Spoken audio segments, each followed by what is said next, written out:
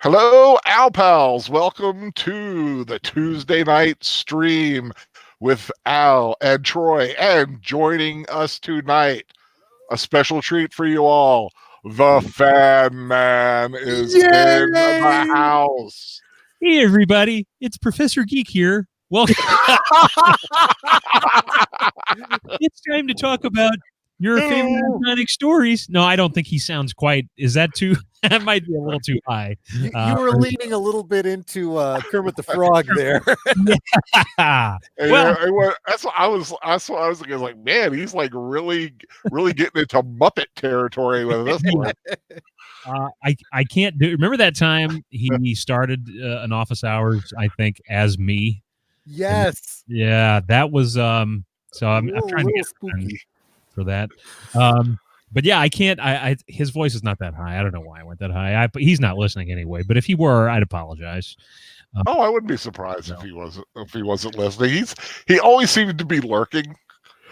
And you never know. Honestly, so, I was listening and I was like, I never realized that Professor Geek actually sounds a little bit like Kermit the Frog. There's a little bit of, He maybe does. Oh yeah, I never thought about it. Really. And now every time I do the Hobbit stream with him, that's all I'm going to think about. Yeah. Now, thank you, Fan Man. Kermit the Frog here. Yeah. Oh gosh. So, yeah. Fan Man, what brings you to the show tonight? Why are we so blessed to be graced with your presence? Well, my wife and I had the big one. We had the big one, and I am actually in the doghouse now. I'm broadcasting live from the Fan Doghouse. I was wondering what kind of big one we were talking about. No, not the good big one. The big. I'm actually broadcasting from the parking lot of a Waffle House here in Lafayette, Louisiana, by the dumpster, because you get better if you piggyback your signal. Kind of bounce it off the dumpster in the back there. You get trust me, I've done it before. No, since I'm not subbing this week, I thought, hell, I can stay up a little later, and thought what he considers later, we considered an hour earlier. Yeah. That's why we try. Like, I know a lot of people were a little hesitant about the 10 o'clock. Ooh, change is bad. And I'll tell you, I'll be the first one to say, I'm not big on change. Lord knows I get a little upset when things start changing, but I thought, if we could get the Fan Man here some of the time, I think it'd be worth it. Plus, it would help. It would really help me get a little bit more sleep because. I told you cast that line out and you reeled in a Fan Man. That's right. I told you. It works, but. Now, of course, I got my little email today from StreamYard. Just to update everybody. First of all, I want to say hi to everybody. We got Wolf 10 Media in the house. Net is here. God bless her. Matchstick, how's it going? Daniel Heron, Aged Boomer. Yes, this is a My Dingling stream. Oh, maybe I have to do the My Dingling stream. No, please. Why did you have to mention that? No, I won't sing it. I won't sing that, but I got Melissa Harris, Janice Zeal, how's it going? Casey Scott. They'll be trickling in. Got 10 people in here. Hi to everybody. But yes, now thanks to the wonderfulness of StreamYard, and of course they've been dangling that carrot in front of us all for so long, they say, well, we need to make money too, or things will go away. So the free service for StreamYard is still free, but it's now limited to 20 hours a month, which is doable.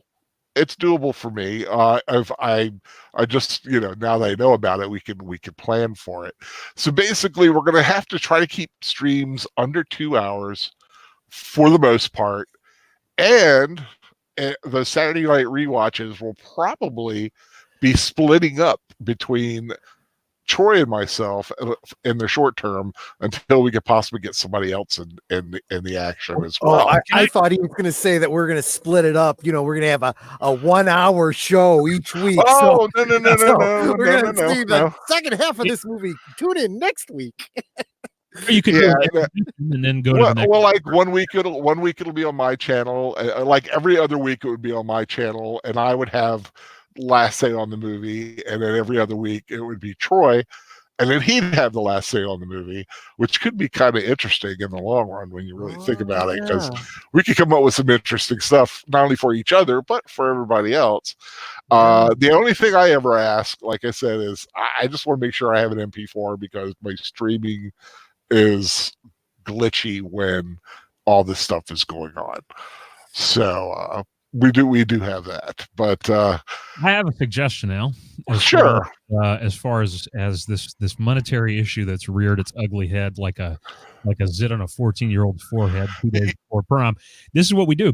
We get our beloved friend who possibly it depends on how much Diet Dr. Pepper he's had. He's possibly right now. And I'll tell you what, this guy kind of put you in this position. He put us in this position here. You tell him, hey, you're the one that's still making some revenue. Why don't you give us a little bit of cash to pay the StreamYard?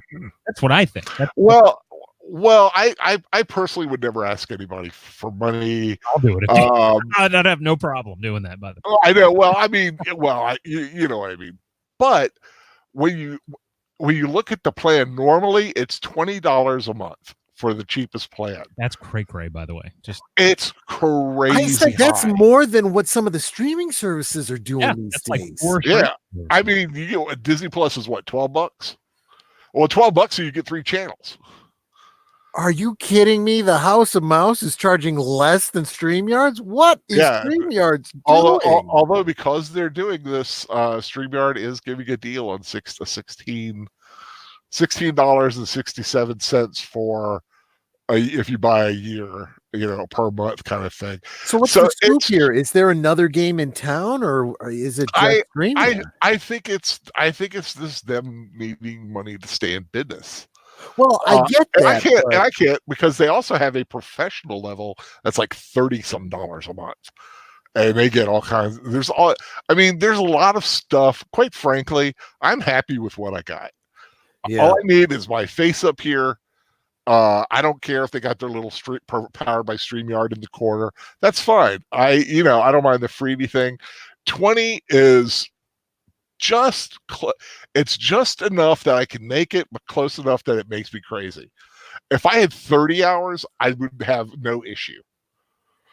But 20 is literally if you I know every month is different, but just guesstimating about 4 hours a week. Now, here's the problem that I see.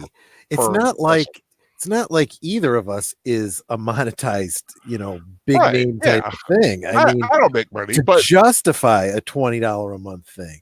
I mean, but that's basically you get like unlimited streaming. You get to put up your own logos and stuff like that. Basically, the professor, I think, has the basic membership.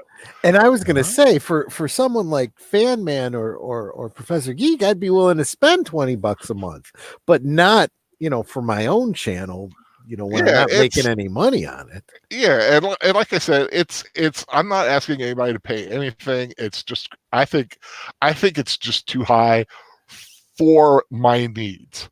Like if I had unlimited streaming, I would be, I would literally, to justify paying that much, I would have to stream like 20 hours a week. And I'm stuck to do that. I, on the other hand, am not proud. I will say I am looking for you guys to spend some money. Although I'm saying spend some money on the Fan Man and on Professor Geek. Get them some money so that they can, they can do games. Yeah. I mean, I have 150. I have Fan Man's like, I don't even need to talk. I'll just let these guys. Yeah, well, I'll get make money for me. But it's just basically, I want to get it out there that we're going to need to, like, if after about an hour and a half, we're going to have to kind of start assessing to see where we get a cutoff point. Yeah. Just so we can, do more, and I would always rather err on the side of a rewatch, because there are some movies that go over 2 hours, possibly 2.5, and that would cut into the time.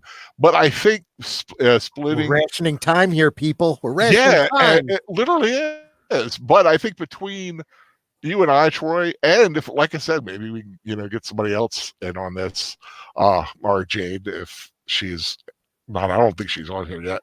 Nanette said that she's got a StreamYard account. She might be willing to let us. She has one too, and if she wants to do this and start a little YouTube channel, I would be more than happy to watch a rewatch with her. Just to kind of give people what they want.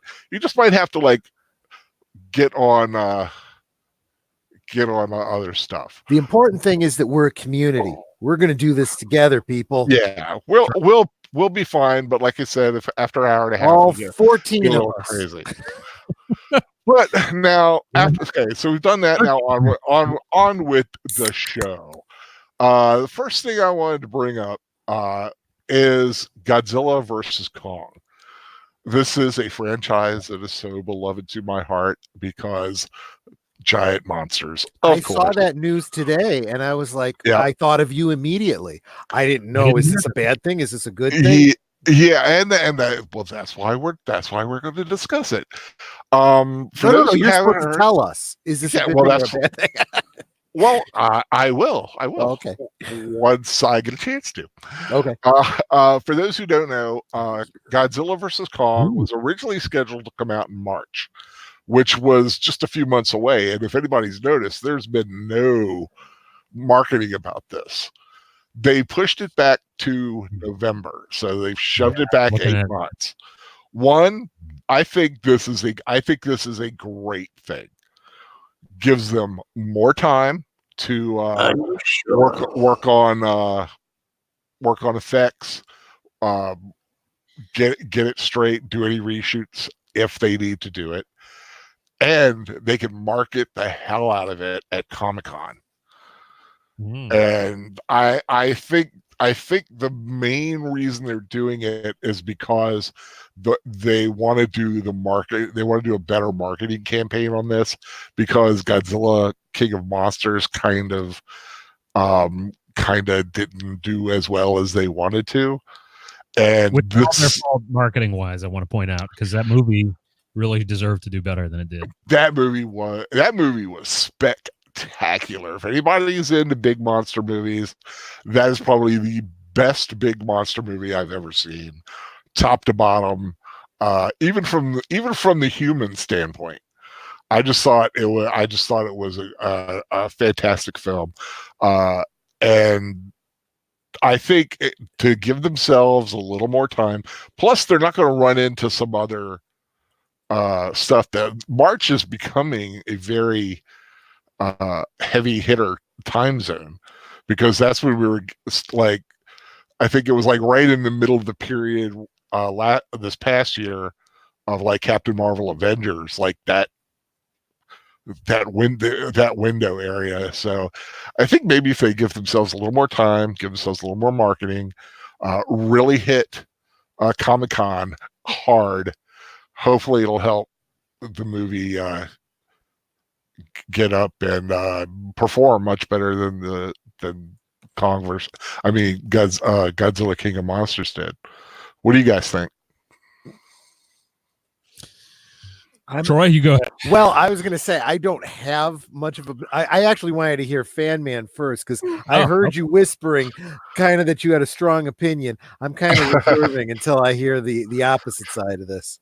Well, when King of the Monsters came out and I went and saw that film, I was amazed by, and I had watched Kong beforehand and also the first Godzilla, and I was amazed at the continuity.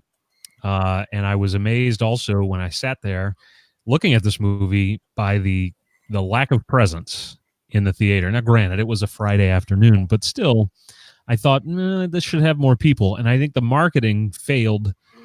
It failed the first Godzilla to an extent. It also a lot of people didn't like the way that film was kind of the Michael Myers approach to Godzilla. We only saw a little bit of him until the end. and I think it was a nice change. It was a different way to go, and you also had to remember that you're looking at the American Godzilla continuity, which I don't mean continuity as in it's a sequel. I mean of films we've made, and the only one we made prior to that was pretty bad and showed the monster all the time, and it wasn't really technically kind of even Godzilla. So I thought that movie deserved better. Kong did well, I think, because it was Kong, but I think it also suffered. It damaged King of the Monsters because it did not, and the studio did not use it enough to springboard into King of the Monsters. Plus, I think wasn't there like a 3 years in between? But this is my point. This is what I'm getting at. I hear this after seeing King of the Monsters, seeing the box office, and I think, okay, they're moving this because they are aware that they've got to make changes, and I always am leery of a studio doing that. Now, on one hand, I think it's good because they can work on the special effects more, but on the other hand, I think they probably did a lot of that because they were moving it. They already knew March was coming, so I don't know. I didn't read any press releases or articles, but my fear is how much of this will be, well, we've got to adjust to take into account the failure of the last movie. What did we do wrong with that last movie? We didn't do anything wrong, really, except you didn't. No, they did. And that's your problem. And so if you're going to assume that movie was flawed in some way, which they have already done, then what changes will they go forward with this one, which really, on the other hand, and I see it from another perspective, you really almost can do this on the strength of that team up, right? Because even people who weren't interested in King of the Monsters probably are going to go because they enjoyed Kong, and then you'll still have people that go because, hey, it's Godzilla fighting Kong, and I know who Kong is. So I can see it from both ends, but anytime I hear there's been a move, I get real nervous. It's just I've seen so many movies moved, and it hasn't been to that film's benefit. And March, yeah, okay. I mean, if you're going to move it 8 months, just round it off and move it to May. And I don't know what's coming out in May of 2020. I haven't looked that far ahead, but I think it's a summer movie. Of course, King of the Monsters was a summer movie. It didn't do well there. So again, not the fault of the film. So I'm I want to be optimistic, but I hear the movie back that doesn't need to be moved, and I'm worried about what they're going to change in it. So that's just my take. Because the one thing I think is interesting is that the tagline for the film is "One will fall." So they're saying there's going to be a winner between the two of them. The question is who. So we never know. But Troy, what do you think about it when you hear a film gets pushed back like that? And I don't know your relative kaiju interest. Yeah, I'm what you'd call I guess in this term of geekdom, I'd be a normie. I don't have a great deal of experience with it. I've seen all those old movies. I liked them, but I was never a huge fan. Certainly not of your caliber, you collectively. But I happen to be of the mind that when it comes down to an industry situation like this where a movie gets pushed off, I could go one of two ways. Not knowing what's going on behind the scene, it could be, oh, there's trouble and they're trying to fix it, or they see an opportunity and they're taking it. Could be a little bit of both, especially from a marketing standpoint. I really do think that you pointed out that there hasn't been a lot said. That could be that, oh, they have some cold feet and that's why they're pushing it back. It could also be, we really need to market this and we need to market it right. Yeah. It's better to hold off and build the marketing promo, especially with this particular franchise, because I've seen all the things that I've liked about this franchise have been in the marketing. All the whole Monarch and the, what do they call it, the viral marketing online and stuff. The online stuff is really fun. So they really and with learn about all the different other monsters. Yeah, and with the book tie-ins and the video, not video games. I don't know if they've done any video games, but comic books and books and so forth. They really are going to miss an opportunity if they don't push it off a little bit. Now, do either of you know what what is it that they're working on? Is it the live action reshooting, or is it the digital stuff? Do you guys know? No, I read one article where they talked to the director about it, and he just basically said, we want to make sure we do the marketing right. It was coming up way too fast, and they wanted to get the marketing machine right. See, and I hadn't heard that, and yet that was my completely oblivious speculation. He is very happy about the movie.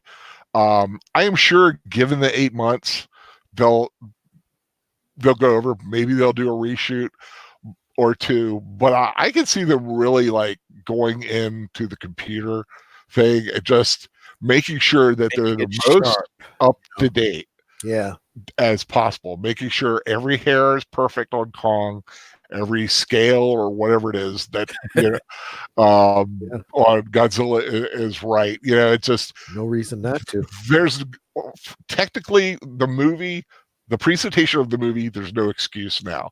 Yeah, it's going to be. It needs to be good.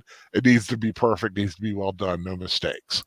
But I think it's all the outside stuff, is getting the marketing geared up, making sure the studio, making sure they know what they've got, who they want to market it to, really look at the product and make sure, because Kong adds a different flair than, say, Ghidorah or Mothra or Rodan. It does. Kong is literally and figuratively fluffier than the other ones. He's the huggable one. He's a big ape. People love apes. So, and let me address the gargantuan elephant in the room here. The kaiju elephant, so to speak. His name, I think his name was Behemoth. Oh, okay. There you go. In this day and age, when we talk about reshoots and we talk about pushing something back, we start looking at situations like what's been going on with the upcoming Star Wars movie. And you start thinking, okay, well, there's a bad example. There's an example of a studio that's petrified that it's going to go toe up, know. J.J. Abrams just finished it on Sunday. Yeah. Okay. So, given that, though, I don't think, though, that when you look at Star Trek and Star Wars and all the things that are effed up, I don't really see that problem with this franchise. No, do either of you?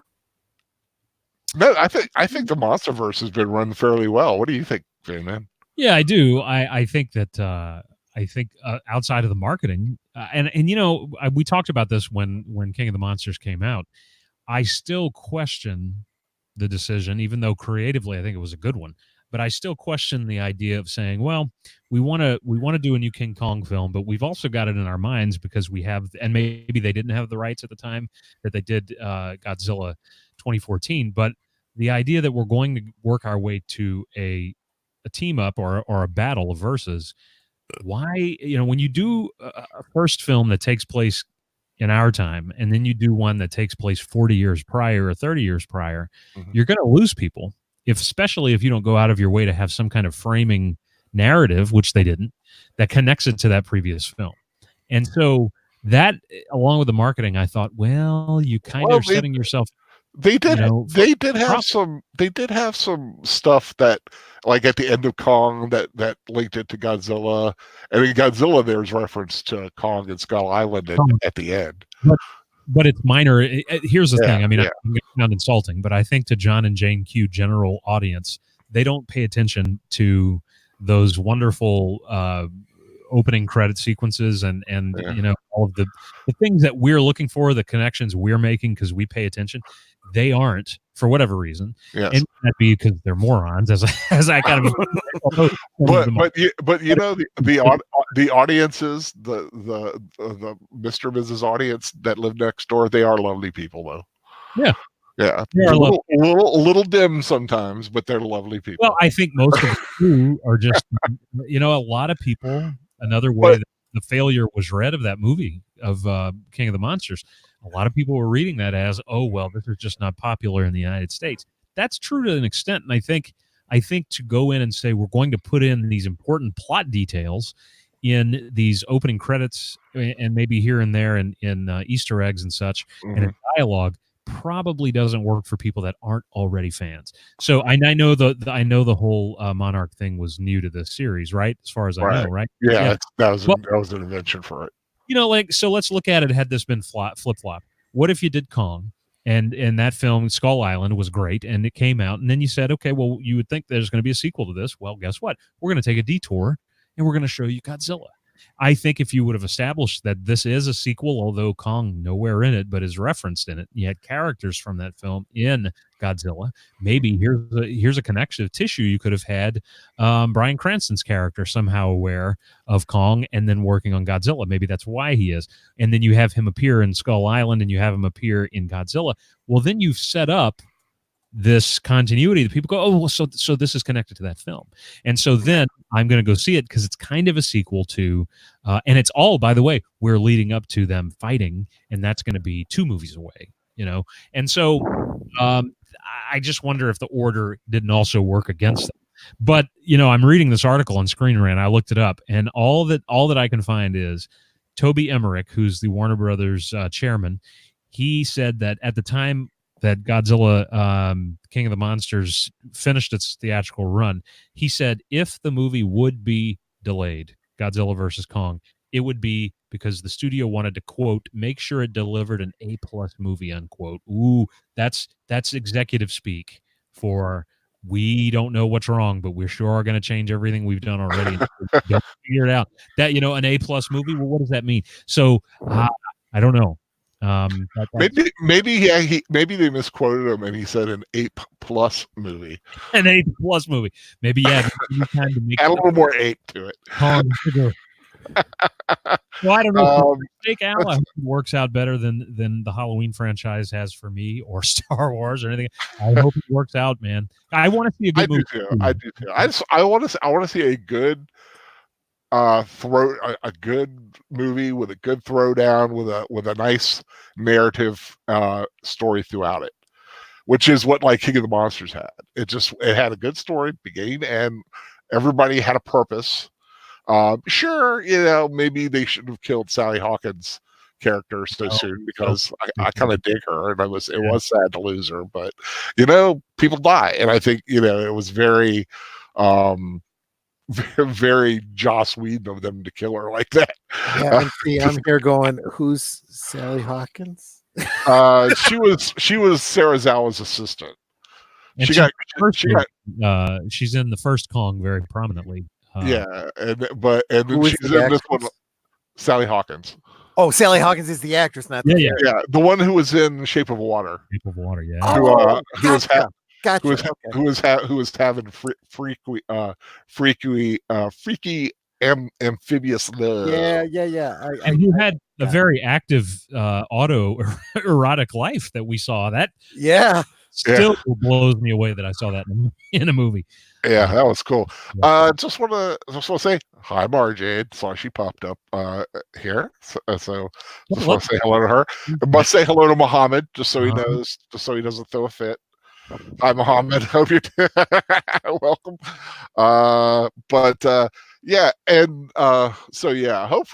Hopefully Kong and Godzilla get it on good, be a good movie. And that sounded so weird, but you know what I mean. It's a good fight. Good fight happened, man. We'll see what happens. I still hope they end up friends somehow. But they'll kill off Kong and then have an offspring. Not Kong. I'm sorry. They'll kill off Godzilla and have Godzilla. I don't know. I don't know. I really don't know how they're going to do it because they're both such iconic and beloved monsters. I'm wondering if Ghidorah, the whole fight. Go ahead. Ghidorah, you can understand killing because he's the bad guy. He's evil, but he's also still got his head and he can regenerate. But I don't know. We'll see what happens. I think the only reason these two are going to end up fighting, I think there's got to be a situation where Godzilla is like responsible for killing the little blonde girl that Kong liked. and that would be Bree, of course. So I mean, that could start the fight. Yeah, but she's old now. She'd be old at this time. She probably Still, bring her in, make her up. Let us know it's Bree and squash her. I'm happy. But it's Bree, so they're not going to show her getting old. You know, she's going to always be. You know, she'll be they got to build her up. A very youthful blonde woman. But I'm just looking for a reason to get her killed off. That's all. Yeah, I'm sure you are. But speaking of blonde women, Fan Man found out from you today that they're making an Invisible Woman movie. Yes, unfortunately, the same people already revealed the trailer for their Invisible Man movie that is really just really it looks like a remake of Hollow Man. Yeah, it does. Yeah. I saw that and I thought, you know, her last movie was pretty much invisible because no one went to see it. Yeah, that's why. Yeah, Elizabeth Banks. Now, I will give credit to Elizabeth Banks. She's hot. It's the only she is hot. She has been she's produced a few and directed a few successful movies, if you consider Pitch Perfect successful, which I think in some cases that case can be made for that genre. I know nothing of it, but she's got a little bit of clout now, so she's going to be taking on the Invisible Woman, which is another of the classic Universal monster films, not as well known. It's actually the original one, which I'm blanking on dates and stuff like that, was basically played for comedy. It was more funny than it was anything else, and had a funny little invisible baby at the end. It was kind of cute, but this one sounds like it's going to be played a little more serious, which I'm okay with.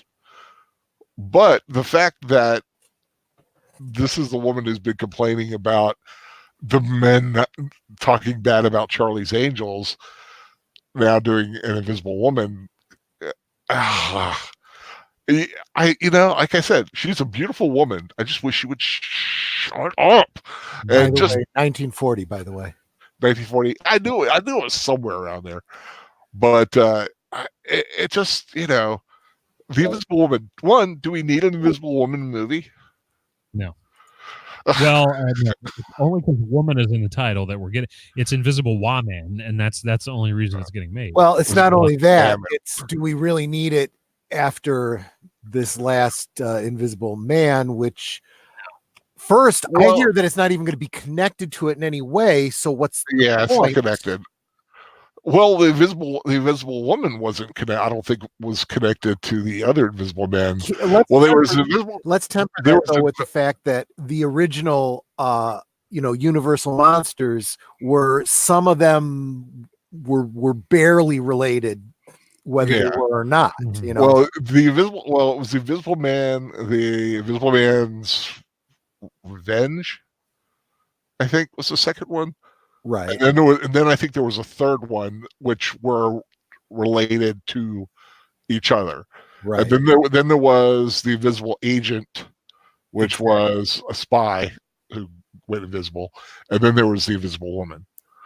Yeah. And then of course Abbott Costello, but that was an entirely different creature. And then see when I think of like the Wolfman, and then what is it, the She-Wolf? What was the She-Wolf movie?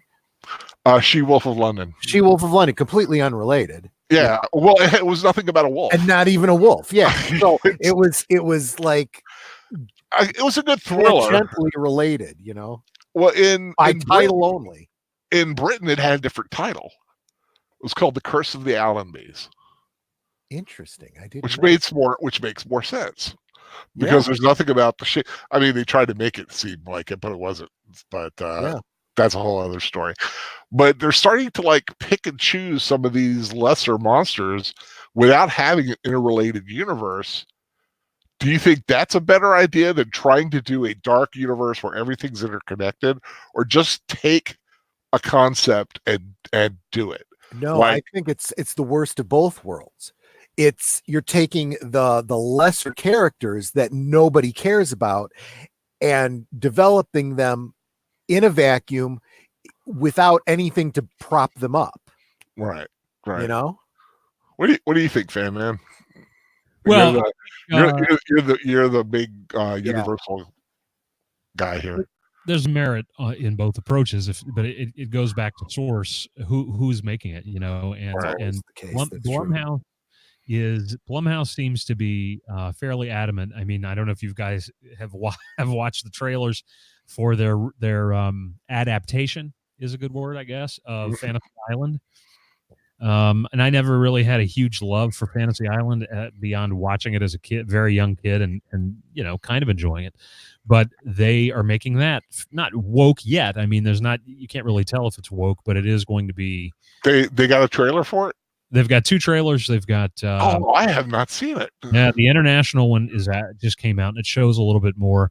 Michael Rooker is in it, which is always a good thing. Oh, yeah, he's good. He's good. He's a good, solid actor. Lucy Hale is in it, and that's always nice to look at. Yeah. But you know, Michael Pena is Mr. Rourke, you know, which is kind of an odd. If you look at the cast, you think, okay, well, this is a Blumhouse cast. It's young, it's a teenage-ish kind of cast, and they put it together with the four quadrant storytelling, and that's their approach to these Universal monsters. As far as I'm concerned, their approach that they pitched to Universal, I'm guessing, was the secret to unlocking this is to only use the titles and the basic premise, and everything else can change, you know. So it's kind of like if you said, I'm going to make it, it's kind of like J.J. Abrams, which, by the way, that's a big news that came out today too about Superman. His Superman movie from years ago was Superman in name only, because Krypton didn't blow up, and he had a brother, and his parents lived, and they were the king and queen of Krypton. I mean, it's name, you just have the name and some of the basic trappings. Same here, and I think that's what they're doing. Oh, we need somebody who's invisible. We're going to change why and how, and screw the original story, which has literary precedent here. And then, and so I loathe, because I read the other day that they're actively working on Bride of Frankenstein, and every indication of the guy that was going to direct that was that it was going to be a metaphor for being a homosexual person in the 21st century. That's fine, but it isn't Bride of Frankenstein. No, it's not. Isn't this movie series. Go do that on your own. And so that Blumhouse will do that. That's exactly the premise they're going to go with. And so I think Blumhouse will radically alter. There was even this Renfield. They're doing a Renfield now. Why? Because Joker did so well.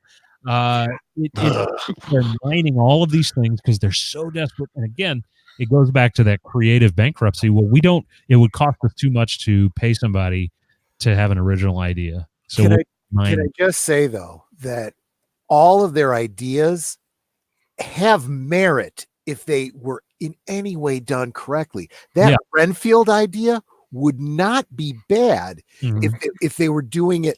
Let's say that Dracula Untold was actually done well. Okay. Yeah. And it was a good start. Okay.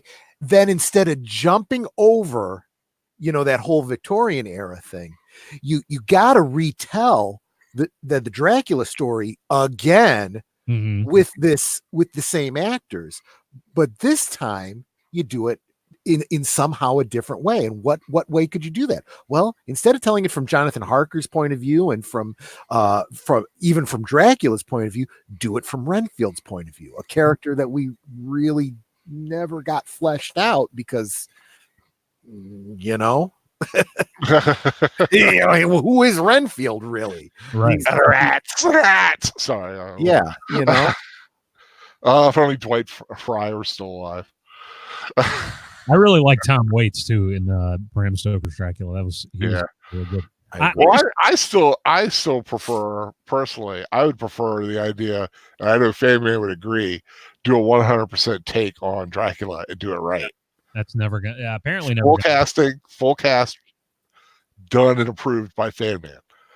Yeah, I've got a casting video from a few years ago, and and it was great. It was a great idea, and but and the reason that I say that about Renfield is because the idea of looking at a character from a unique point of view, I find a good one. There was a book that I read years ago. I don't remember who wrote it now. It was a take on Frankenstein from the point of view of Frankenstein's wife.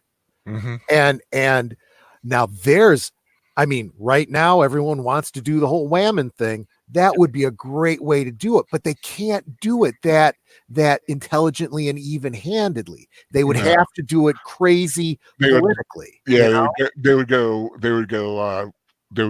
broke woke. Yeah. Broke woke mountain on it. Right.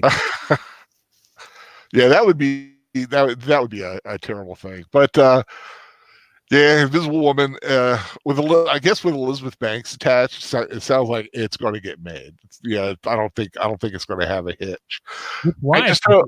After Charlie's Angels fight, I'm seeing a lot of articles that mention her last movie failed. Why is she getting this movie? Well, but think about this, guys. Think about the timing, though. Okay, this announcement comes out first. An announcement like this doesn't come instantly. They've been working on this movie for some time for there to even be this announcement. Mm-hmm. So I think that what happened is that this was already in the works. Yeah, there had to be a script out there, and they didn't realize that she was going to tank so badly. Right. And so I think they'd already planned to make this announcement, and then having done so, I'm sure there's people looking at this going, "Ooh." Yeah, and I'm still maybe this wasn't such a good idea. But like I said, her previous stuff is, I think, got her the Charlie's Angels. I think Charlie's Angels is not it's not helping her right now. Her name's kind of got that little bit of a got a stain on it. A little stank. I like stank. Okay, a little stank on it, but. I don't think it's going to stop them from doing it. And I think the Invisible Woman probably sounds like, from what I heard, could be done for very little money. Because I don't think aside from special effects, I think you could do it pretty much on the cheap if you wanted to. That's what they excel at Blumhouse. Yeah. Well, but now it's got a couple things working against it. First, it's got the reputation of her from this last movie. Secondly, it's got, I'm sure people in their minds have got to be looking at this and going, Universal, The Mummy, really, Yeah, I think, looking at it, Dark Universe, they pulled that plug. They did pull the plug, but they touted that much too soon. Oh yeah, they had all these plans before the horse. Yeah, they had all these plans, but it needed The Mummy to do well. When what they should have done was just do The Mummy. However they did it, whatever you want to do it, then wait to see how it did before you announced a Dark Universe. Look, but like you said, they put the cart before the horse, and all those apples went all over the place, and people look stupid.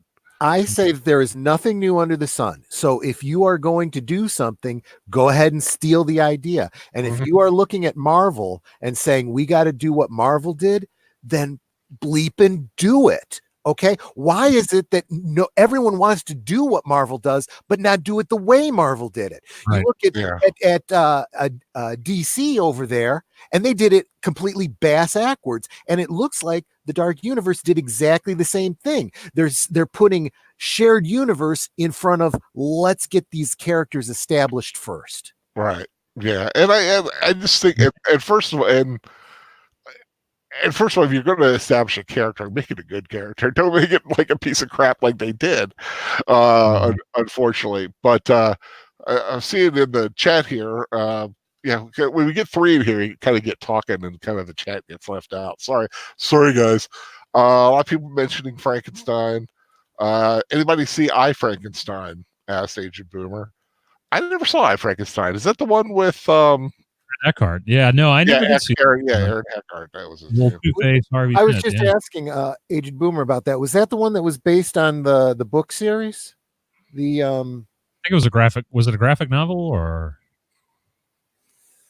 No, I think the graphic novel was based on a book series too. By was it Dean Koontz? Was that Dean Koontz Frankenstein?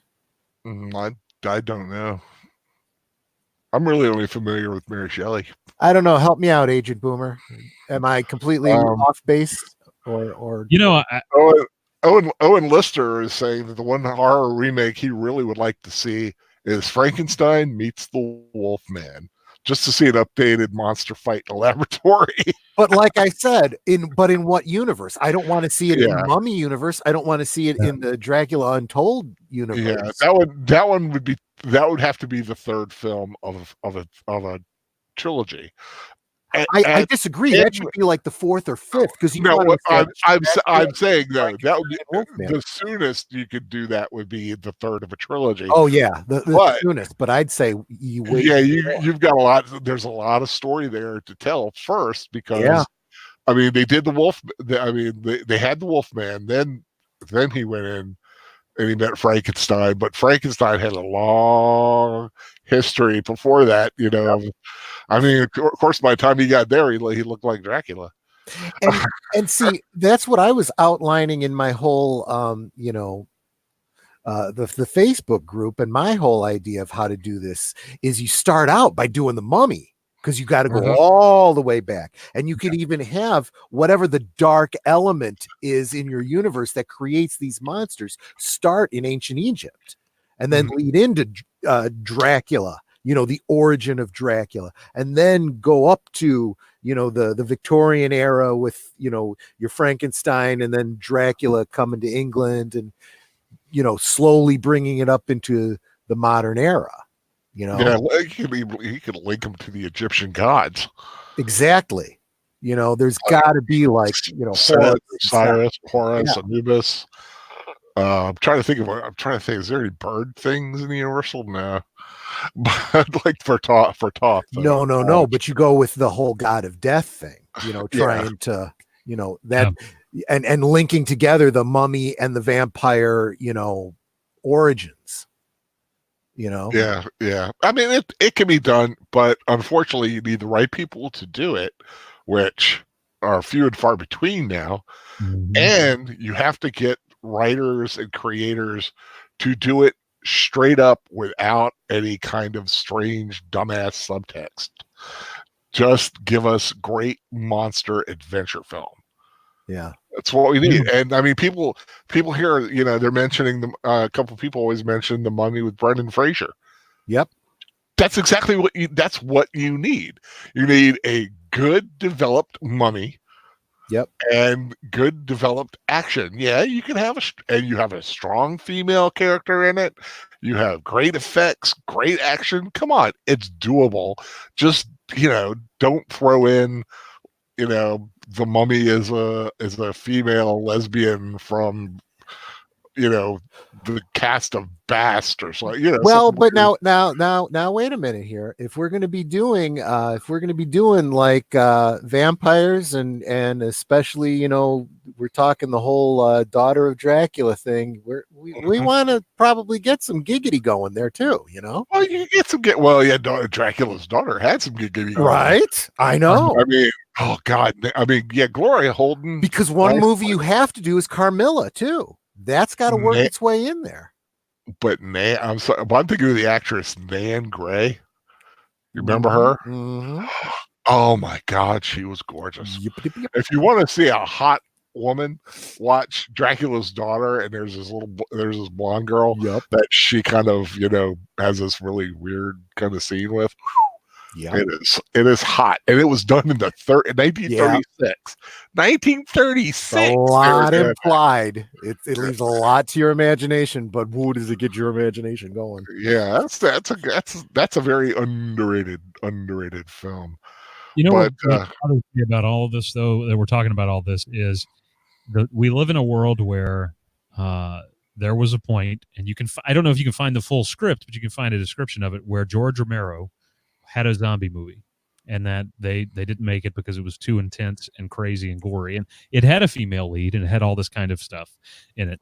And then we live in a world where John Carpenter wanted to remake, and I think of all the people who could do a remake in the last 20-30 years that would be great would be John Carpenter. Wanted to remake either Creature from the Black Lagoon, which by the way so did Del Toro, He also wanted to remake. I don't know. He kind of did the Invisible Man with Memoirs of an Invisible Man, but there was another one. I think he wanted to. I'm trying to remember what it was, but these kinds. And Joe Dante wanted to do an actual, werewolf, official Universal werewolf movie, and that never got made. And how do you tell those guys no? How do you tell John Carpenter, no, we don't want to see what you would do with a Universal monster, or Del Toro? And Del Toro winning that Oscar, and his movie winning that Oscar for Best Picture, how did that not lead to? And he did admit, they came to me and I said no, but how did they not go back to him after the Mummy bombed and say, if we take a 5-year hiatus, will you work this in? And because if you want somebody who would sit down and work out an entire story that would make sense, that would do connections like that, it would be Del Toro. Yeah, and he would get it right. Now, he would also put some weird stuff in it. He's been pretty open about some of the metaphors and that's fine. You mean like Fish Love? Fish Love. Well, but Fish Love as a metaphor, because he talked about this, about any kind of outcast and any kind of person that, I thought it was a metaphor for a hygiene problem, but no, never mind. No, I don't know what that means. Pulling your line. Wow, I am a bad influence. The fan man is the bad influence. I'm the horrible. But I think it's if you're not going to get people that want to do, and it's amazing to me because look at The Witch. Look at what's a more recent film that was a period film. Period films can work, and I think that Lighthouse. Lighthouse, which I never got released near me. I'm very upset about that. I'm still upset because I wanted to see that badly.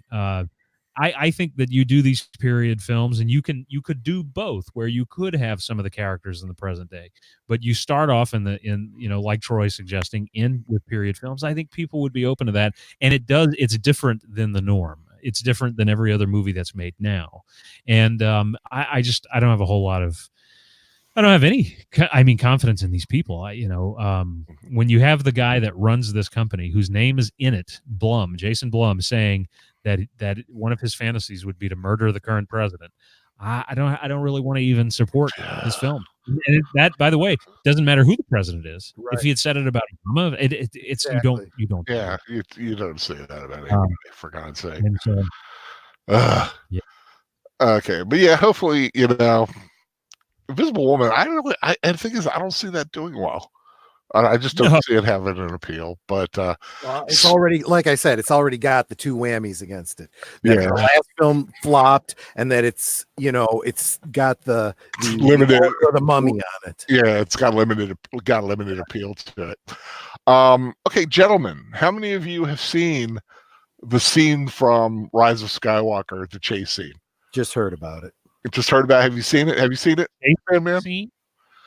Is this the one? I've heard about so many different. They fly scenes. now. Stormtroopers fly now. Oh God! There's a scene where Ray and the bunch are escaping somehow from somewhere. It's just like I said, it's a quickie scene, and they're being chased by.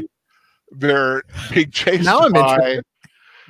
They're being chased by stormtroopers on what basically look like very wide-tired motorcycles. When suddenly the backs kind of do this rocket push, poof, and the stormtrooper on the back flies and is like got a jetpack or something now. And they're like, "Let me ask you, they fly now?" And I just thought it looked so weird. And this is coming from a guy who loves Star Wars. When you say weird, you mean like the effect was weird? I mean, just the fact that the thing needs to pop up at the back when you just can't. Yeah. You just can't jetpack. You need to get launched. Yeah. It just looks. It just looks funny. I got to mention this.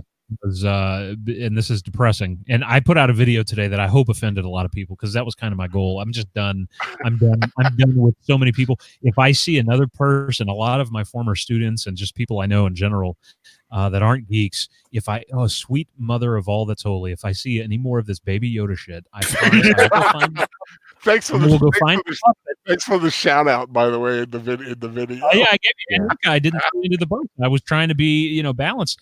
But if I see it again, I will go to wherever that puppet is, and I will destroy it on camera. I don't care if I go to federal prison, because I stop it. Just stop.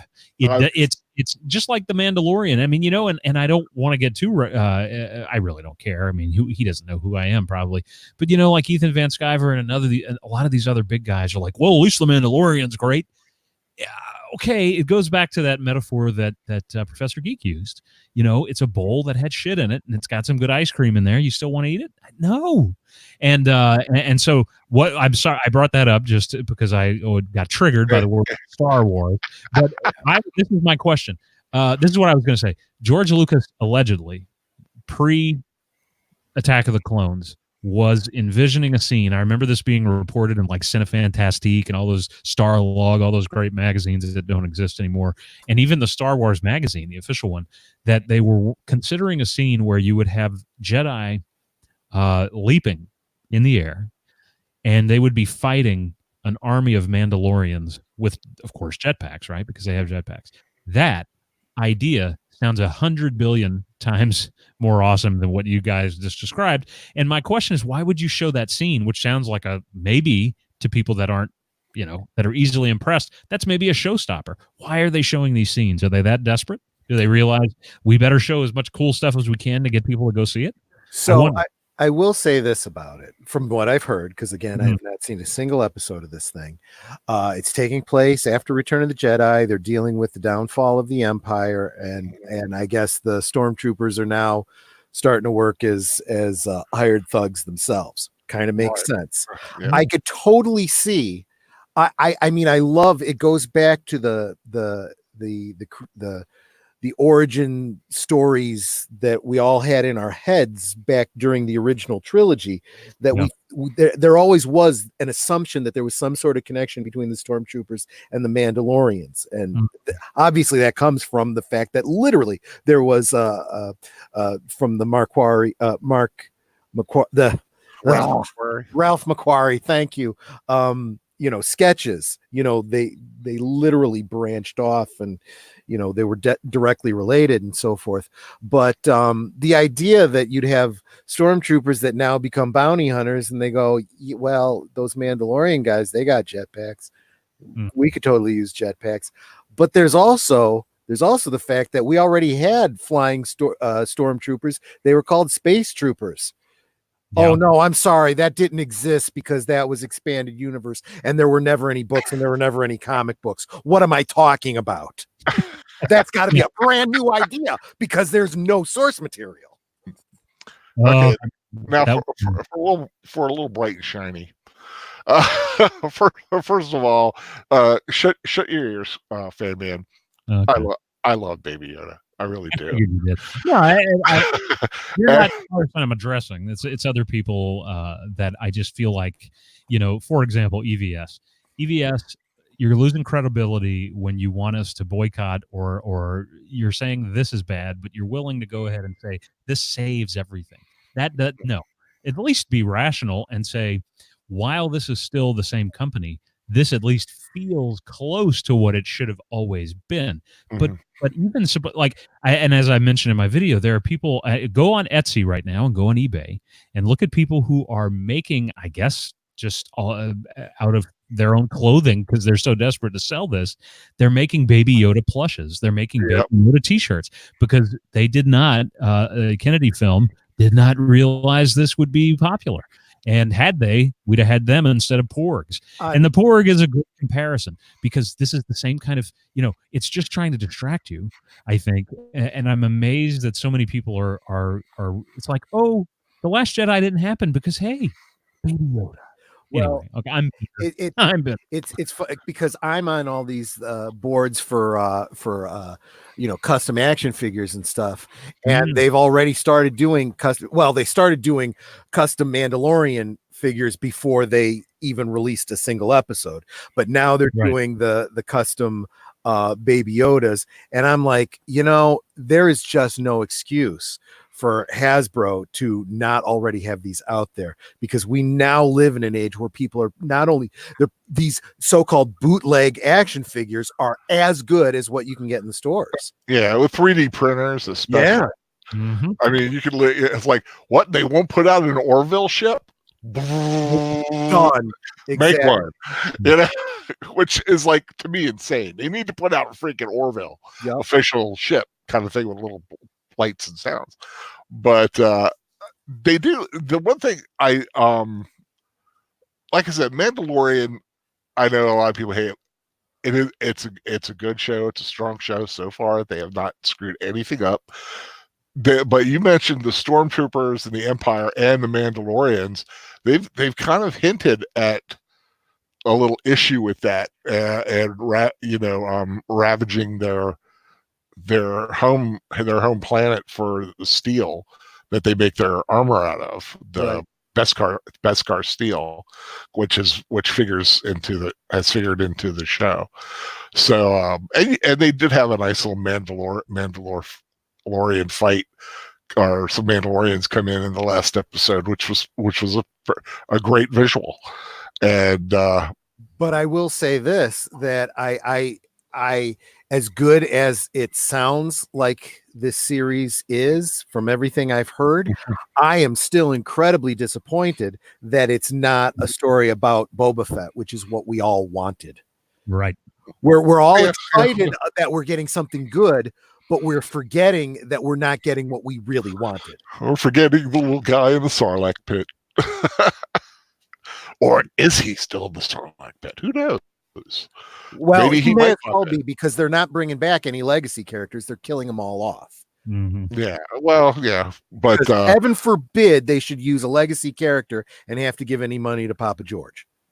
Yeah, but I will say, though, back to the flying stormtrooper scene, which is like a little, like, boof, like a little booster seat, like ejector seat that gets them going. Even I, with Mr. Bright and Sunny, thought that was a bit on the ridiculous side. So I'll be interested to. I'm still interested to see what the film holds. I've heard a lot of. Have you heard much about the plot? Or some of the leaks and stuff. I don't know if you're following or if you care. Like, I don't know where you are. All I know is he's picking up a bounty to bring back Baby Yoda alive or something, and someone else wants him dead. And no, I'm talking about Rise of Skywalker. I've got a big one. Yeah, I've heard all of the leaks about that. I will say, if what I'm hearing is true, they dropped the ball bad. Oh yeah. This is shaping up to be even worse. So we'll see. But like I said, I can't make the final judgment until. Well, final. I have a final judgment is when I read the storyline. The final judgment is when I see the film, and I do plan to see the film no matter how bad the story sounds, just so I can say I saw it and I can make the full judgment. We should talk about one of these big teases, or not teases, leaks, that I don't know how much people care about being spoiled, but if it's true, you kind of look at it as we've already destroyed Luke Skywalker, right? I mean, but this will be a huge kind of I think insult to him, because of what they were going to do with these movies versus what they're now going to have to do. Because what do you think, guys? Should I spoil it? Should I not do that? Well, let's just chat. If you don't want any possible spoilers, close your ears, turn off your headphones. I'm really hoping, though, that all 18 of the people that are watching are all with me on the whole boycott Disney Star Wars train. But hey, that's just my opinion. Up to them, be their opinion. But I say people have been warned. So what you got for us, man? Well, I read this the other day, or no, I heard it, and I don't know because there's allegedly multiple scripts and different versions that Rey will be Palpatine's descendant, and not only that, but this was an older rumor that is still sticking around, which makes me think it's probably true. She's going to learn this towards the end, and of the film, and then at the very end of everything's done. By the way, she will kick his ass, Palpatine, right? Even though Yoda couldn't, Rey can. You know why? Uterus. And then because uterus. uterus. And then having done that, she will go to Tatooine, and she will go, I guess, to the Lars homestead. By the way, because why? She needs to look at the binary sunset, and she will be there, and someone will say, "Oh, hey, what's your name? Are you new in these parts?" And she will say, "My name is Skywalker." So she will essentially, that's one version, that's an old one. The other more recent version I heard is that she will still take the name Skywalker, but that she will begin training, and why not? She's perfect. She will begin training a new Force user, whatever you want to call it, sect, called the Skywalkers, and that is what the name will become. The very final part of the saga will be that now the Skywalkers replace the Jedi and the Sith, because they are, and that idea was something that I think George has always kind of had, was Luke. He was building that up with Luke, not that there would be no more Jedi and Sith, but that the ultimate form of the Jedi would be somebody who was mastering, who did what Luke did. He was able to use not necessarily the dark side, but the emotions that led to it, which Obi-Wan and Yoda said, the true balance. Right, true balance. That's what the EU did it, and I think that's what George was going to do in movies, and he was going to maybe have the next generation be the one to learn that, maybe not Luke, which to me sucks either way. It should have been Luke. Luke should have made this new version of the Jedi that was completely different, and that's what we got in the EU, which I take comfort in knowing. We didn't need to really see it in the movies, but to have a Palpatine as the new Force user, I know why, if that's true, they're doing it, because, well, here's why she's so powerful. She's always been a Palpatine. Okay, yeah. But I don't know that he had any kind of special lineage or innate ability. He was just powerful because he had studied. He knew things that no other Sith did. Because, again, by the way, Snoke was always probably going to be Darth Plagueis. So, if that's true, to me, it really doesn't matter anymore on one hand, but on the other hand, it's a final slap in the face, because the original plan was that Luke dies in the final film of the trilogy. Mark Hamill said this, and then Leia was going to be the last Jedi, and she was going to train Rey in a new order of whatevers. But sadly, Carrie Fisher died, and that couldn't happen. So now, well, the Hail Mary pass. I mean, Colin Trevorrow said this past week. Kathleen Kennedy said months ago, "Oh yes, Palpatine was always part of the blueprint." And then Colin Trevorrow came out this week and said, "Oh no, that was never part of the plan when they sat down with me to begin developing this. This is a brand new development." Of course it is, because that's they're pulling this out of their bantha rectum, so that they can try and salvage this, and they can't. But so there's those to me are the most I think significant spoilers. Who Rey is, that she's and also they're going to establish how Luke. I just saw an article today. I didn't read it, but the headline: it will be answered how Maz Kanata got that lightsaber. Well, I'm almost certain that's going to involve. It was eBay. Yeah, eBay. Remember, the idea originally was that the hand of Luke Skywalker came with it. So I wouldn't be surprised if Palpatine has that hand. And I mean, or some kind of cloning, but the fact that he's so prevalent in it, that the Empire has been waiting in the dark regions, and that she's from Jakku, and all of the new books and comics have tied in his work on Jakku, Palpatine's work. During the original trilogy, Jakku was where it was a staging ground for him to go off into the dark, into the unknown regions, and build up. Should he die, this is where the Empire would wait. Well, so then that kind of means that she's either his clone or she's somehow his daughter, granddaughter. I don't know. So, but unfortunately, what you didn't state was what I consider to be the most heinous and damning of the rumors or leaks or whatever, and that's that at least in one of the viewings that was supposedly out there, Lando, Chewbacca, R2, 3PO, and the Millennium Falcon all go up in a big fireball. Mm-hmm. Yep. I hadn't heard that. You hadn't? Oh. No. Yeah, I heard. Oh. Yeah, I hear Wow. that the Falcon gets destroyed with all of them on it. All 4 of them on it. Let's finish them off. Let's get rid of all the legacy characters. Done. Wow. Well, yeah, because we're not making any more of these, so why not? Also, one of the rumors I've heard, which I think is absurd from a human standpoint and a military standpoint and a financial standpoint, that Palpatine allowed the Death Stars to be destroyed because that was a plan. It was all part of my plan. It's all part of his plan. What kind of freaky ass plan would make you kill that many people? Just had to.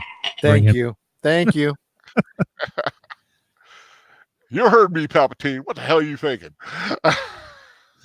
But I mean, what a waste of money, resource, and people. When they said they were bringing Lando back, the very first thing I said is, "Why? So you can kill him off?" And then I heard this, and I was like, "Thank you, thank you." I called it. I hadn't heard that, but that's.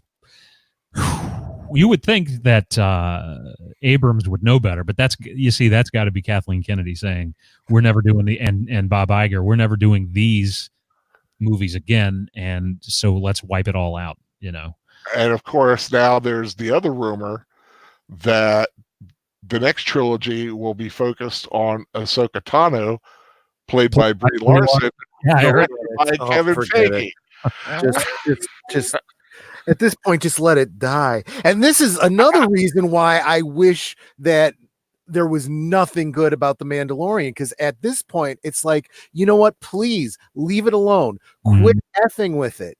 Yeah, I mean, you've beat the dead horse. You've ground it into the ground. I don't even know. I don't even have the words for an analogy. Bantha doo-doo.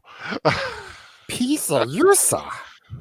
Yeah, I think that an Ahsoka Tano trilogy would just be a big mistake.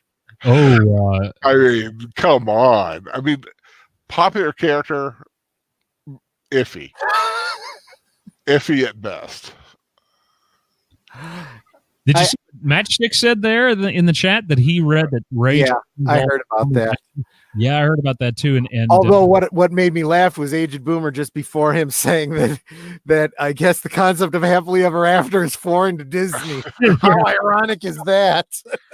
Well, to this new Disney, yes. Because you start out something with a long time ago in a galaxy far, far away. George Lucas always said that was supposed to be his version of Once Upon a Time. Yeah. So it should end with a George Lucas version of And They All Lived Happily Ever After, which was Return of the Jedi. Right. Yeah.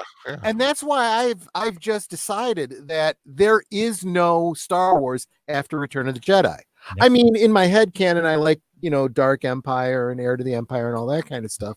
But as far as cinematically goes, it ends at Return of the Jedi for me. I'm done. Yep. Same here. That was when I walked out seeing The Lost Jedi the first time, I had the same feeling I had with Man of Steel, which I've said a number of times. But a little, you actually said Man of Steel instead of Hobo of Steel. Yeah, I know. That's the lateness of the hour for me. No, but I walked out of Hobo of Steel blindsided because and the same was true with The Lost Jedi. None of the promotional material told me that that's what this was going to be. And so, but when I left there, I said Star Wars is gone, and Star Wars is 6 movies really, and the Clone Wars. And I said it in my video today that the great tragedy of all of this is, and I don't want to blame him because I think I really do blame fans, and I think if fans had been less personal about their reactions to the prequels, and I get people hate them, but I understand a lot of the criticisms. I don't love them, but if Lucas would have done with these films what he did with the Clone Wars, where he went to Dave Filoni. He said, "You're going to run this, and I'm here. You come ask me questions. I'm going to give you story ideas. You're going to," and let those people, his daughter, because he was asked once, infamously, I think, in 06 maybe, after Revenge of the Sith had hit video, the question was, "George, are you going to ever do sequels?" No, which he was lying, because he had already planned to do them. And he was waiting, I think, for Mark Hamill to get the other characters in general to get older. But they said, "Would you ever hand it on to your kids?" No, I never would. And would you let anybody else do them? No. If Lucas had done that, he would have said, "Here's the sequel trilogy ideas. Here you go." And no, not J.J. Abrams. None of the people that they did eventually use. Maybe Brad Bird. We can think of really good directors. And he would have said, "Look, I'm going to be here. I'm going to guide the story. I'm going to make sure that this is Star Wars, but I will I'll get different directors, different screenwriters who will write better dialogue and etc." Lucas could have launched his own streaming service just with Star Wars, and he could have made an even bigger media empire than the one he sold. And that's the great tragedy, is that George, but this is why I think he didn't do any of that. He was really sick and tired of it. He was just done. He cashed out. Well, he cashed out because he said it. "I'm doing this because I don't want to hear." And he even recently, in a recent interview, somebody said, "What was your plan?" And he said this was going to be a much more on a microscopic level. It was going to get into what the midichlorians are and the wills, and he said, I know fans would have hated it, but at least I would have finished my story." That tells you everything. He didn't want to deal with the fans anymore. I gotta say, I'm sorry. I'll be honest. That I don't really have a great deal of sympathy for George, because after we just did the rewatch of the holiday special, one of the things we talked about was how he allowed somebody else, "You go ahead and do this." And he saw what happened with that. And he said, "Never again." And he always made sure that he kept a good grip, like Tarkin tightening his grip, always held the continuity of Star Wars. It was his. And then what happens? He sells it off to Disney, and now he's got buyer's remorse. Did he forget? He just did it again. Yeah. I did just compare Disney to the holiday special. I did it. This is what I don't understand is why, having had such a great, because you had people, and you still have people today. A lot of my students would come to me and go, "The Clone Wars is all that I know about Star Wars. That is Star Wars to me." And that's great, because it was. And at its height, the Clone Wars captured that feeling that the original series, the original trilogy had, and that the prequels should have captured. And so why would he have not? I guess he sees the movies in a different way. He sees the expanded universe. He's always seen kind of in a dismissive way, because he said things in The Art of the Force Awakens. "Well, I didn't, that stuff had been done in the books already. I didn't want to do it. That was just the books." Well, that, for many people, we remember the dark times when there was no Star Wars, and all you had were your VHS tapes and comics. And so that was Star Wars for a lot of people, George. So no, it's not that I have sympathy for him, but I do feel that fans, we are somewhat to blame, because I think again, on the other hand, we never imagined it could be like this. We never imagined that the prequel trilogy would turn out the way it would. And I do think we brought our expectations to it, and sometimes it's a different story, but there was something missing, and that's why The Force Awakens, I had to see it 5 times, and on the 5th viewing, I said, this can only be saved by a next movie that will justify everything in it. And of course, it didn't bother to do any of that, because Rian Johnson said, "Oh, I'm going to subvert all your expectations," and of course that was Kathleen Kennedy with her hand up his butt, manipulating him like a puppet. But okay. Someone did ask. I can't find where it was. Did he just come on the stream? What? Is he on the? No. What was the comment you were looking for? although someone asked, since basically the gist is, since Star Wars has kind of imploded, Yeah. what would you suggest for someone looking for great space opera? Oh yeah, entertainment. And we I had saw a some few, great I saw a few, comments in here. Yeah. I saw a few in there, and I think some of those deserve to be talked about. I love your idea of doing Babylon 5. Yep. If anyone has not seen Babylon 5, watch Babylon. But that's just it. I'm not saying do it. I'm saying if you are looking for an option, go get the series. Go watch it, or don't let anyone remake it. Don't let anyone make a movie of it. It exists. Yeah, it's out there. Find it.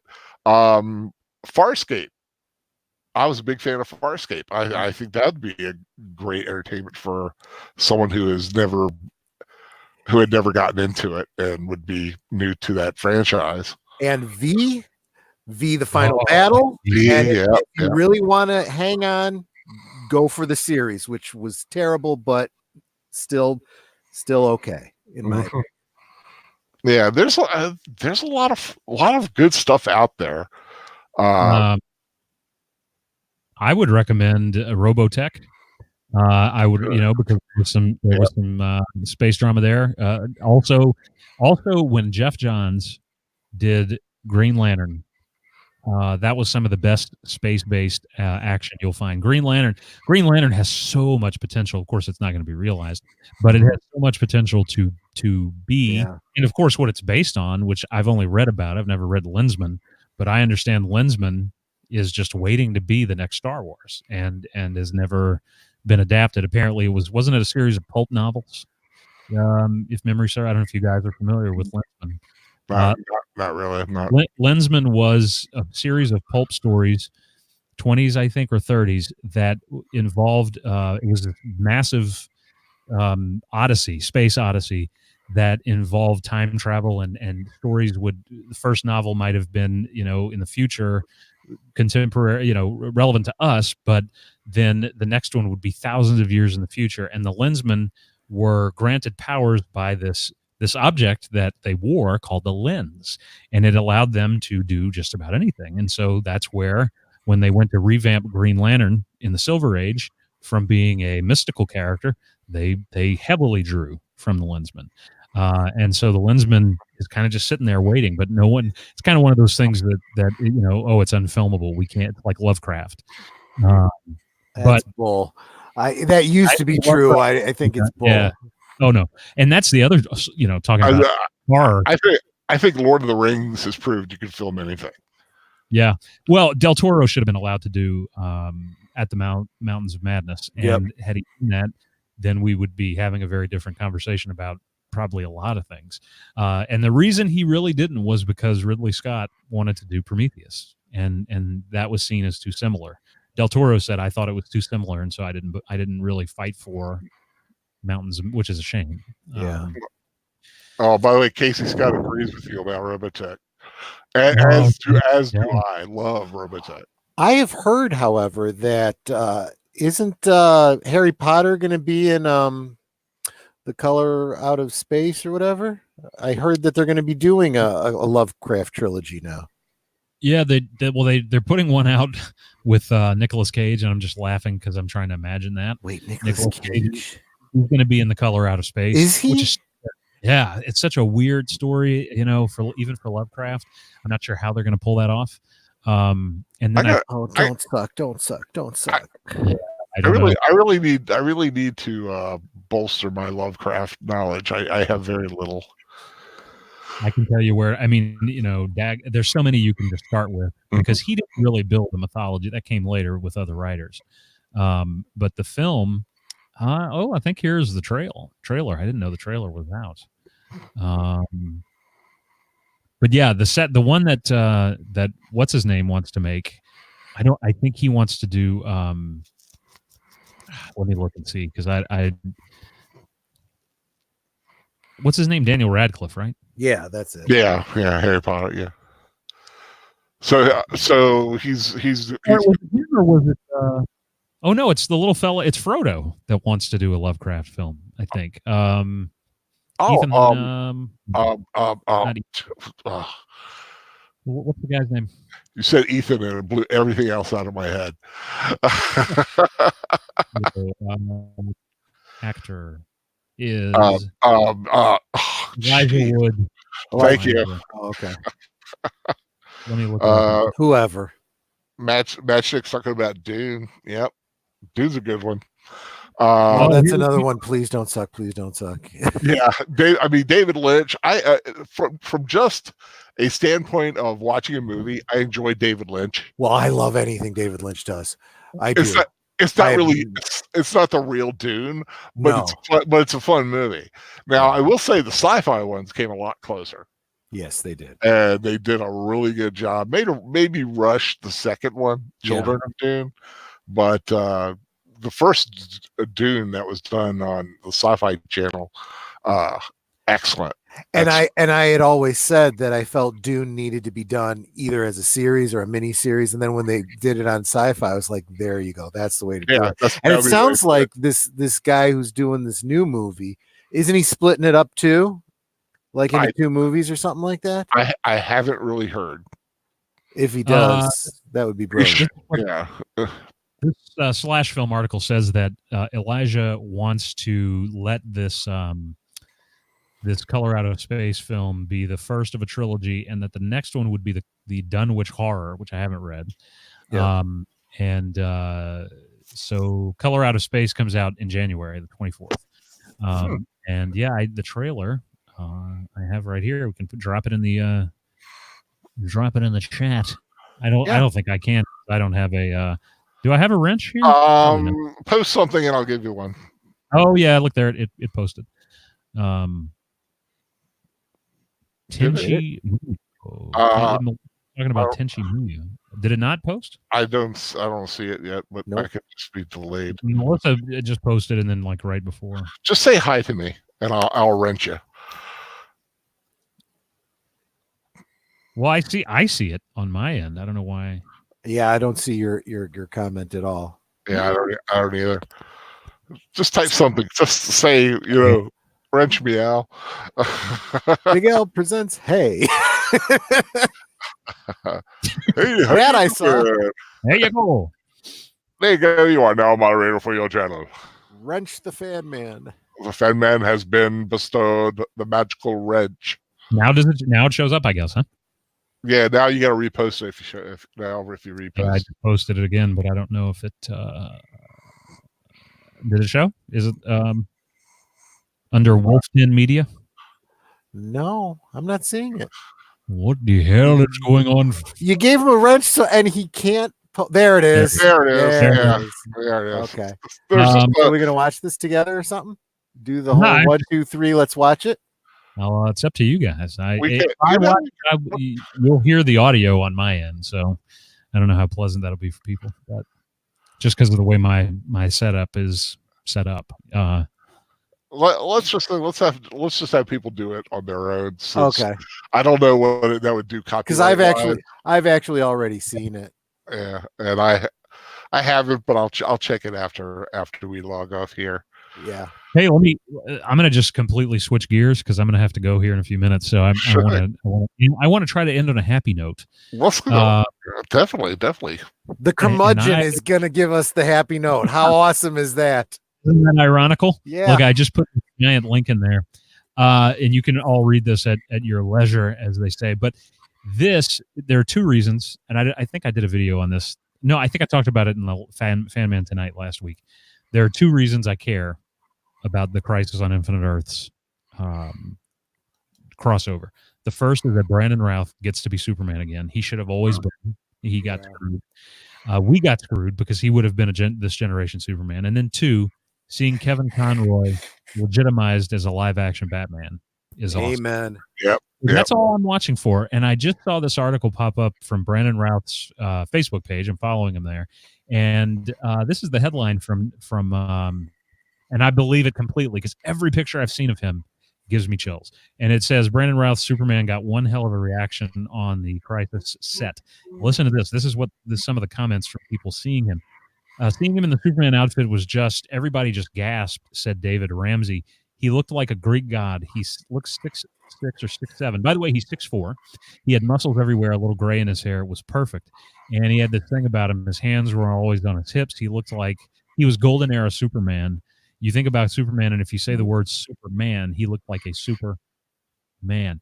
Every picture I've seen of him as Superman in a group shot with everybody else, they look like they're wearing those Smallville / CW cosplayer leather outfits, and then there's Superman, who just happened to come out of the multiverse there. So Al, should I ruin it for him?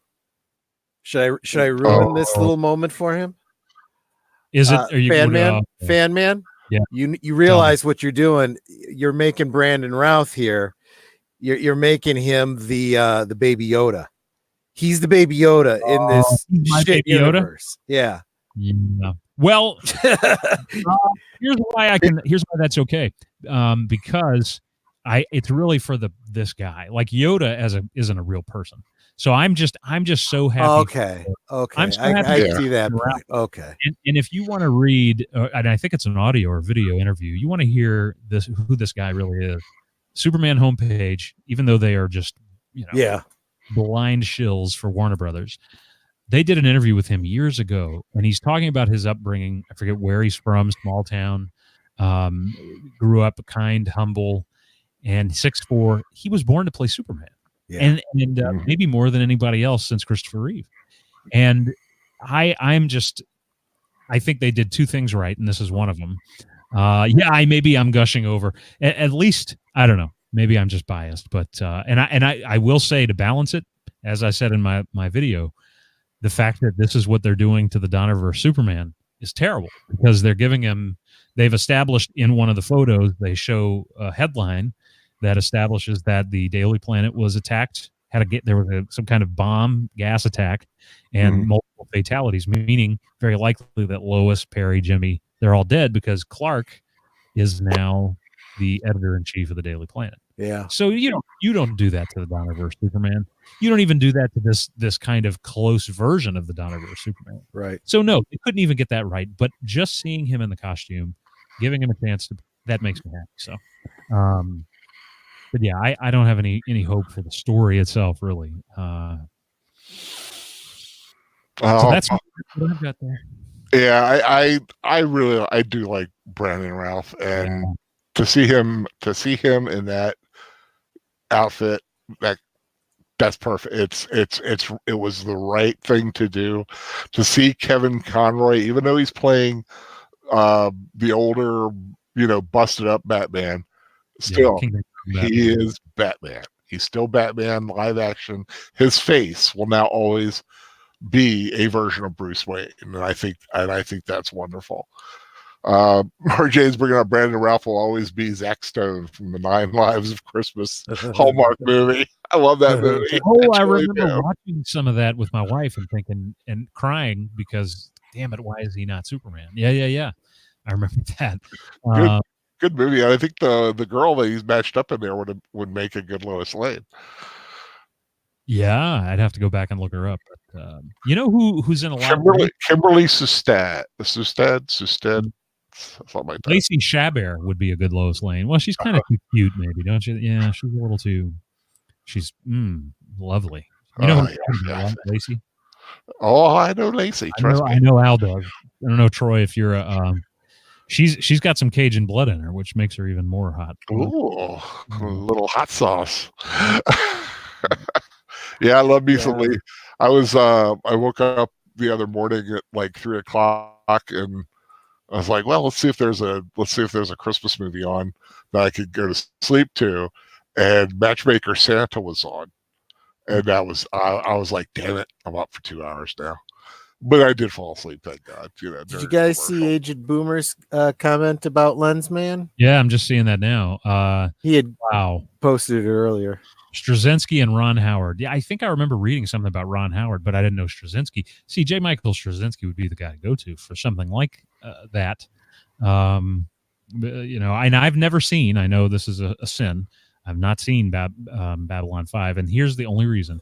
When it came out, we did not I was in high school and did not get that channel.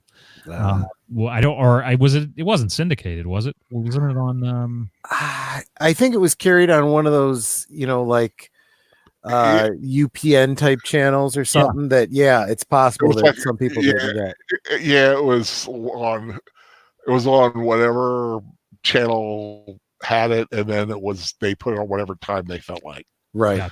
Yeah. And so, I mean, I was able to watch DS9. And I was familiar with people going, "Oh, this DS9 ripped off Babylon 5," but I had no basis of really knowing that or not. Mm. But Straczynski wrote that, and I mean, he's one of my favorite Superman writers, and he also did a great run in Spider-Man too. That's right. Yeah. Speaking of Straczynski, one property I would love to see. They finally released it on DVD. I really need to pick that up someday. And I think would make a good remake is Captain Power and the Soldiers of the Future. Yeah, that was Straczynski too. Yeah, that was Straczynski. In fact, before Babylon 5, he actually used the term Babylon 5 in that show. Interesting. Yeah, but that was a good show. I mean, the effects are very, suspect, but great show with some good solid stories, good solid great action. Yeah, I had the figures, man. Those were so cool. They had the they were kind of plated with the chrome, and power on. So here's what I hope. I hope that someday in the next couple decades, the original Superman, the original Action Comics #1 Superman, passes into the public domain, and someone does a great period piece about Superman in the 30s and 40s. Yeah, we know that would be awesome. We know it can be done, Captain America. Yep, exactly. And you could use Wonder Woman for fans of that one. I mean, you can have that was done. Or just get somebody, once the rights are in the public domain, just go ahead and use everything aesthetic wise and even some of the story beats from the Fleischer Superman and put that on the action. Exactly. You got it. I mean, you've got all the basics. Yeah, that would be pretty amazing. You could even do it slightly sepia like they did with Sky Captain or something like that. Yeah, I haven't seen that, but I love the look of it. Yeah. Yeah, and The Rocketeer is a great example of how to do those kind of movies right. That was a good one. Of that era, 30s and 40s. Yeah. Josh Schuler saying Babylon 5 streams free on Amazon for those who want to catch up. Holy crap, I didn't know that. I'm a Prime subscriber. I did not know that. Well, check it out. Knowledge is power. Thank you. Who said that? Matchstick? Was it Matchstick? I think. No, John Schuler. Sure, yeah. Thank you, sir. I appreciate that a great deal because there's a lot of stuff out there, and I really wish that there was a page you could go to where it was just a list of what they had on to do, like a modern day TV guide. Just a modern list. Yeah, I mean, just A through numbers through Z. Yeah, and what I'm looking for and who's carrying. Oh, yeah, there it is. Oh, okay, there. I mean, no, even like go to Netflix and have master list. Click it, and it literally has everything that's on Netflix. Yep. Alphabetical. And you could just go, and if you're wondering if something's on there, you just go to it. But then you have to go through the whole thing of typing it in there, and it goes, well, this is stuff that's like it. No, I just want to know what's on. I want to be able to go through and just keep looking at the list, see what's on there, quick reference. But no, they make it too difficult. I will give credit to Netflix. They have a better way of doing it than Amazon. Amazon, if you look for other things, they throw you into like the normal buying kind of aesthetic, and I don't like that. I like I said, I want a list, damn it. Casey Scott says, been years since I've seen Babylon 5. Matchstock has never seen Babylon 5. Go check it out. So it's a great one. It's very multi-layered. Oh, what? I want to say 5. Let me see. There's 5 or 6 seasons, and there's a couple movies and specials. I can't see it because it's covered up by my Batman action figures. Oh. I mean, it's right there on the shelf, but I can't reach it because I'm trapped here by my headphones. Never mind. Wow. Oh, that's back when they did 22 episode seasons. Jeez, Pete. Yeah, there's a lot there, but it's good solid stuff. I met a lot. I remember because when I first started going to conventions, that was just starting out and being popular. And like I said, the first convention I ever went to, Mir Falan, was the guest opposite John Colicos. And so those were the two main ones I met. But like, I also met I met the doctor who was on there. I met Doyle, who sadly has passed away. Just oh man, just a lot of great people. Guy played Marcus, met him. Claudia. Okay, 5 seasons, and then it goes into movies. Yeah, hey, I was right. I thought it was 5, 6 at most. Okay, but it's very doable. It'd be a good binge. Yeah. To start, kind of over the next several months, maybe get caught up on the thing that I really love about it is that it's got that story arc. It's like he had it planned out from the beginning, and he starts out at the at the build up, and you get this big thing, he leads into a war, and then there's the epilogue at the end. And it's all payoff. Yep. I really can't think, well, it's been a long time. I can't think of any major strings that were left. Yeah, no. I mean, all the major they tied up things you didn't even expect them to tie. Oh, I know. Brilliant. My favorite moment in that entire thing. I want to look up at your head. That one, your head on a pike and wave like this. Yeah. You know it. That was the best payoff they ever had on that series. It was Flounder. He was awesome.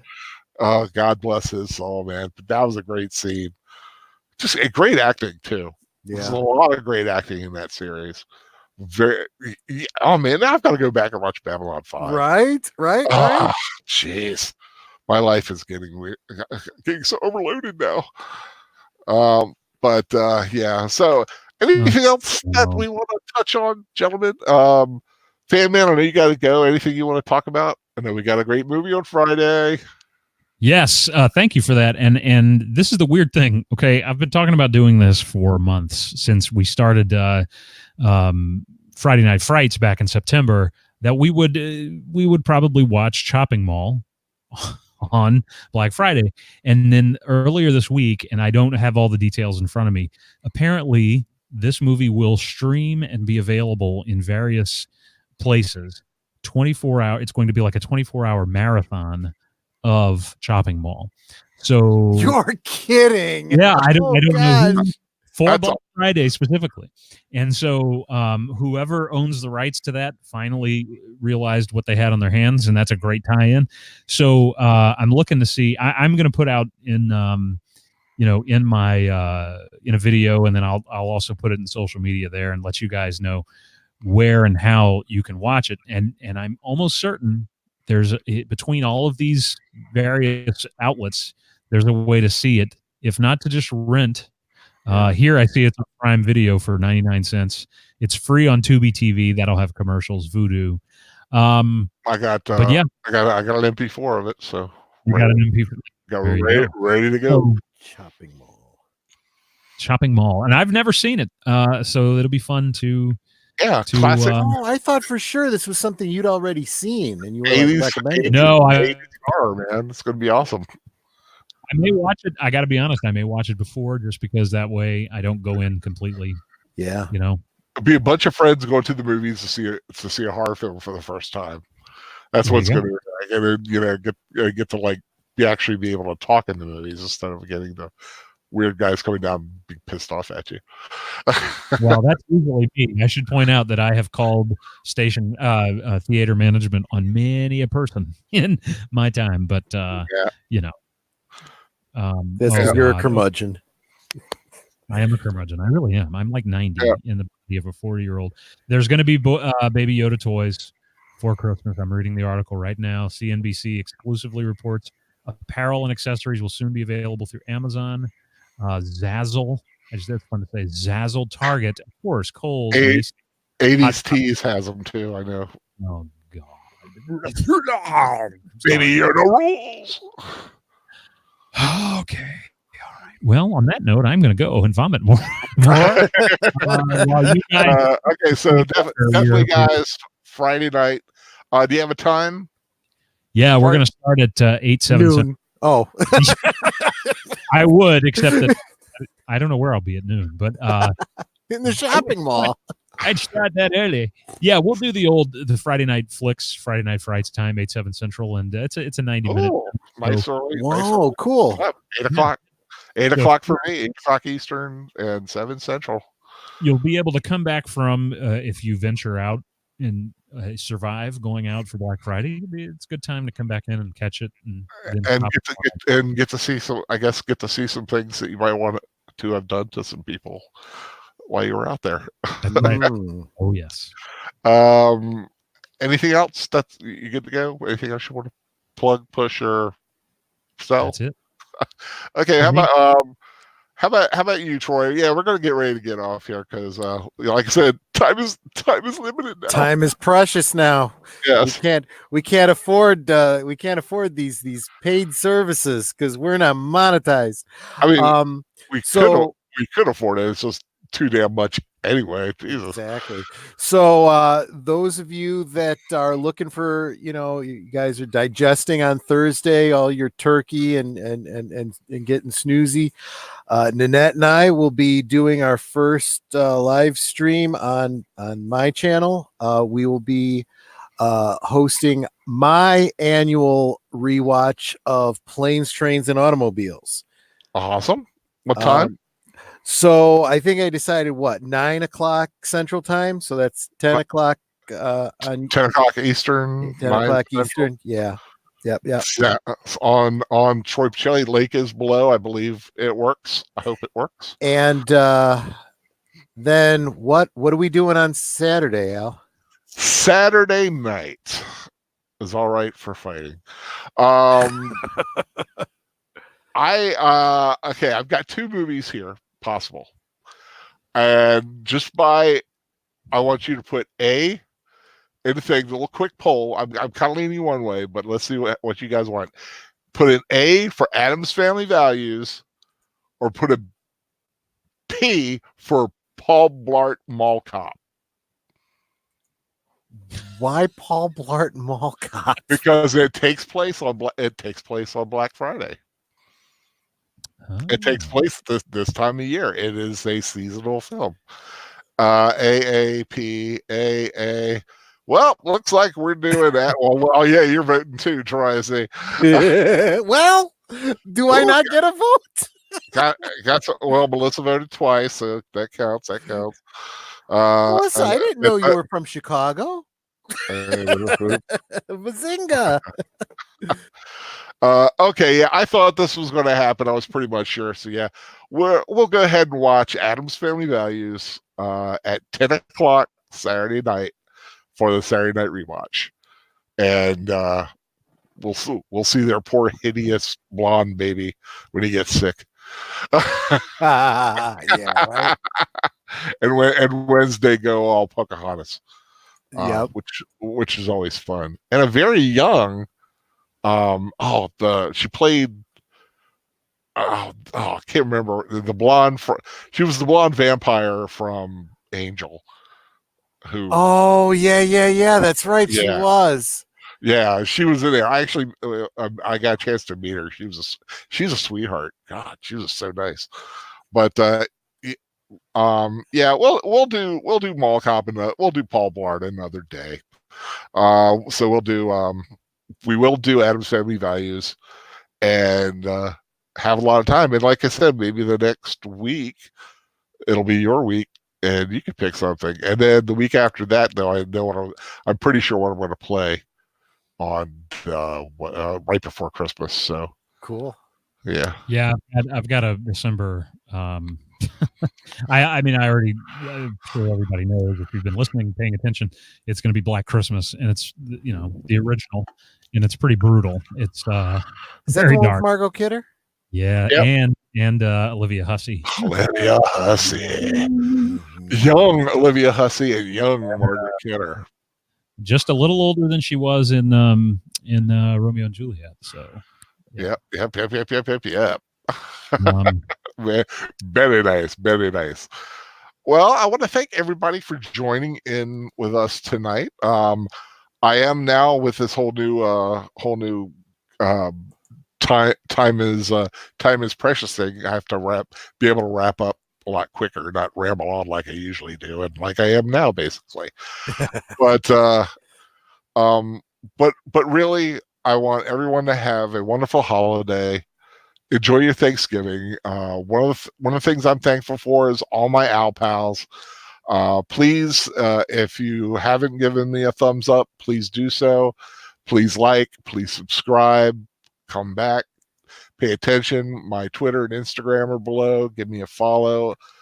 Love you guys. Love all you guys. Sorry about that.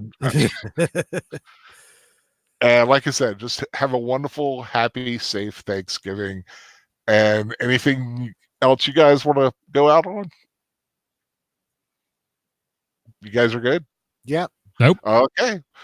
Stay super. You say stay super, and I just go, take care, everyone, and a happy Thanksgiving. Bye. Bye, y'all.